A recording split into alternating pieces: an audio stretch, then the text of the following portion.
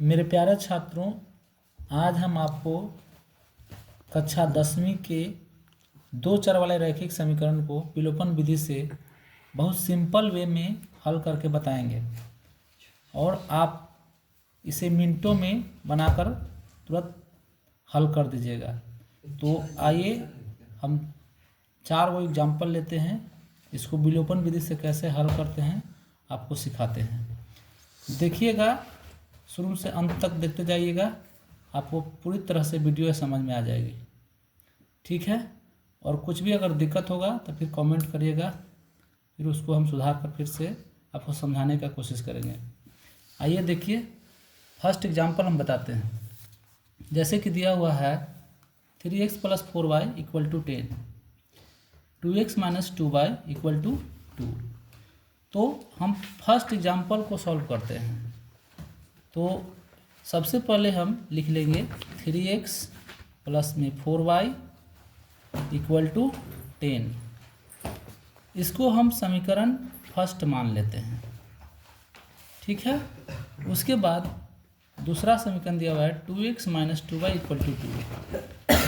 2x - 2y = 2, इसको समीकरण हम 2 मान लेते हैं। अब इसमें देखते हैं कि इसे ये जो है संतुलित है या नहीं संतुलित है। सबसे पहले हम देखते हैं इसमें x वाले को, तो x वाले में 3x है, ये 2x है, संतुलित नहीं है। y वाले को देखते हैं तो ये 4y है, ये 2y, संतुलित नहीं है।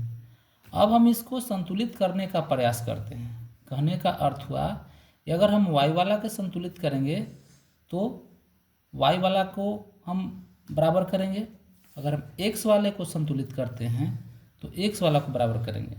तो संतुलित करने का नियम है कि जो y का गुणांक है समीकरण 1 में, उससे समीकरण 2 को गुना करेंगे, और y का गुणांक समीकरण 2 में जो है उसको हम 1 से गुना करेंगे।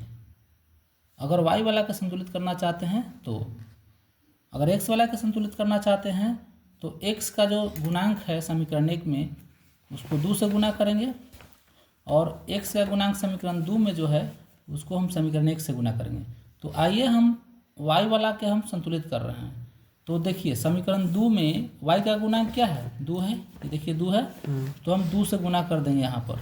ठीक है, फिर देखिए इसका गुणांक 4 है, यहाँ 4 से हम गुना कर देंगे। ठीक, सामने सामने, और सबको हम सामने सामने गुना करेंगे, यानी 3 में 2 से गुना करेंगे, 4 में 2 से गुना करेंगे, 10 में 2 से गुना करेंगे। उसी तरह से 2 में 4 से गुना करेंगे, 2 में 4 से गुना करेंगे, मतलब नीचे वाला में नीचे से गुना करेंगे। तो आइए करते हैं, और समीकरण बनाने के पहले और लिखते हैं। तो देखिए 2 में 3 से गुना करेंगे, 2 3 कितना हो जाएगा 6x। 2 में 4 से गुना करेंगे, 2 चौके कितना हो जाएगा 8y। 2 में 10 से गुना करेंगे तो कितना हो जाएगा 20 हो जाएगा। 4 में 2 से गुना करेंगे, 4 दूनी 8x, फिर 4 में 2 से गुना करेंगे 8y, 4 में 2 से गुना करेंगे 8 हो जाएगा। तो देखिए 8y और 8y ये दोनों मिल गया है ना। तो अब हम इसको संतुलित कर लिए हैं। अब इसका कुछ नियम है, जब संतुलित हो जाएगा तो नीचे हम क्या करेंगे, इस तरह से घेर लेंगे, ऐसे घेर लेंगे। ठीक है, हम देखते हैं यहाँ पर चिन्ह डिफरेंट देखते हैं, साइन को देखते हैं। अगर साइन ऊपर प्लस है नीचे माइनस है तो हम लिखते हैं जोड़ने पर, या तो ऊपर माइनस रहे या नीचे प्लस रहे तो लिखते हैं जोड़ने पर, यानी भिन्न साइन रहने पर जोड़ने पर लिखाता है, और एक साइन रहने पर घटाने पर यहाँ लिखेंगे। तो देखिए यहाँ पर प्लस है, यहाँ पर माइनस है, यानी भिन्न चिन्ह है, यहाँ पर लिखेंगे जोड़ने पर, जोड़ने पर। ठीक है, अब जोड़ते हैं। देखिए 6x और 8x जोड़ेंगे तो कितना आ जाएगा 14x आ जाएगा। ये माइनस प्लस में 8y है, ये माइनस में 8y, तो कट जाएगा। ये पार्टी जोड़ते हैं, 20 में 8 जोड़ेंगे तो कितना हो जाएगा 28। इसलिए x = कितना हो जाएगा 28/14। 14 2 जाए कितना होता है 28, यानी x का मान आ गया हमको 2। ठीक है, x का वैल्यू कितना आ गया 2 आ गया। अब लिखेंगे, अब x का मान इस समीकरण 1 में रखेंगे या तो 2 में रखेंगे, कोई में रखने पर मान वही होगा, हम रख देते हैं 1 में। ठीक है, x का मान समीकरण 1 में रखने पर, 1 में रखने पर बोला x का मान समीकरण 1 में रखने पर, तो समीकरण 1 देखिए, ये है समीकरण 1, यहाँ से उतार लेंगे नीचे 3x प्लस में 4y इक्वल टू 10।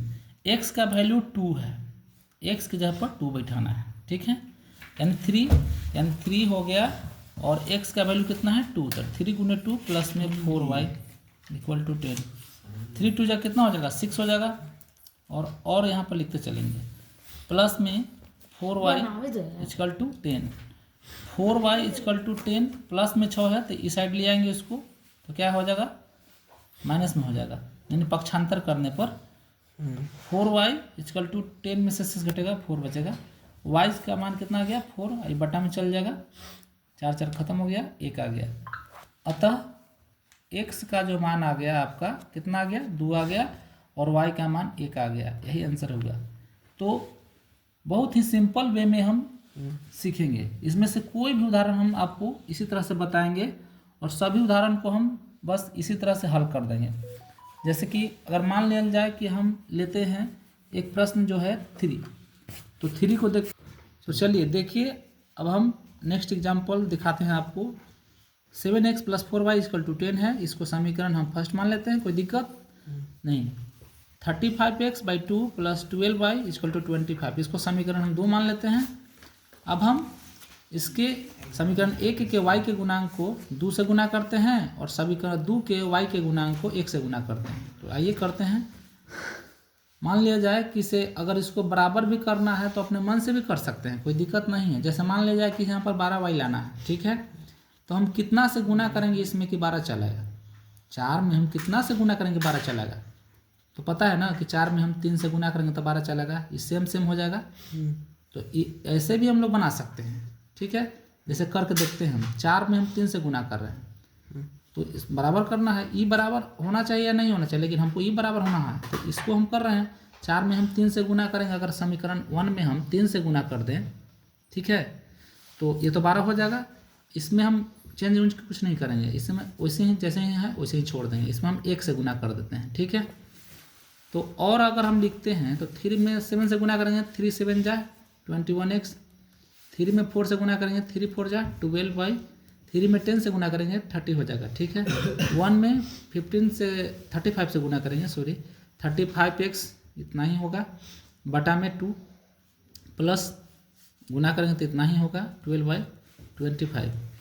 तो देखिए ये 12/12 संतुलित हो गया। अब इसको हम क्या करेंगे, घेर देंगे नीचे से, ऐसे घेर देंगे। अब हम अभी बताए थे आपको पहले वाला में कि अगर भिन्न चिन्ह रहता है तो जोड़ने पर लिखते हैं, लेकिन अगर एक चिन्ह रहता है तो हम क्या लिखते हैं, आप घटाने पर लिखते हैं। क्या लिखते हैं, घटाने पर। और घटाने पर में निचला चिन्ह को हम चेंज कर देते हैं। जैसे में आपका ये प्लस है तो माइनस हो जाएगा, ये प्लस है तो माइनस हो जाएगा, ये प्लस है तो माइनस, देखिए चेंज करते हैं। प्लस वाले को हम घेर लेते हैं ऐसे और फिर माइनस चेंज कर देते हैं, फिर प्लस वाला को घेर देते हैं, फिर माइनस साइन देंगे, फिर प्लस वाला को घेर देंगे, फिर माइनस साइन देंगे, ठीक है। अब देखिए प्लस हो गया, ये माइनस हो गया, तो प्लस और माइनस घटाव क्रिया होता है, तो हम घटाएंगे। तो 21x में से इतना घटाएंगे तो लिख देंगे 21x घटाओ 35x/2, और ये प्लस 12y या माइनस 12y कट जाएगा। ये पट देखिए 30 में से 25 घटाएंगे तो कितना बचेगा, 5 बच जाएगा, है ना। अब देखिए ऐसे नहीं, ये भिन्न के घटाव निकालेंगे इसको हम, तो भिन्न के घटाव निकालेंगे तो देखिए 2 1 के लोग तो 2 हो जाएगा, और 1 में 2 से तो 2 21 में 2 से गुना होगा तो कितना हो जाएगा 42x हो जाएगा, माइनस 2 में 2 से 1 35x हो जाएगा, इक्वल टू 5 हो जाएगा, ठीक है। अब क्या हो जाएगा, और 42 में से अगर 35 हम घटाते हैं तो मेरे प्यारे छात्रों कितना बचेगा 7x/2 इक्वल टू 5। अब हम इसको कैंचिया गुना करते हैं, मतलब इससे गुना करते हैं, इसमें इससे गुना करते हैं। 7x में 1 से गुना करेंगे कितना हो जाएगा 7x, 5 में 2 से गुना करेंगे 10 हो जाएगा, ठीक।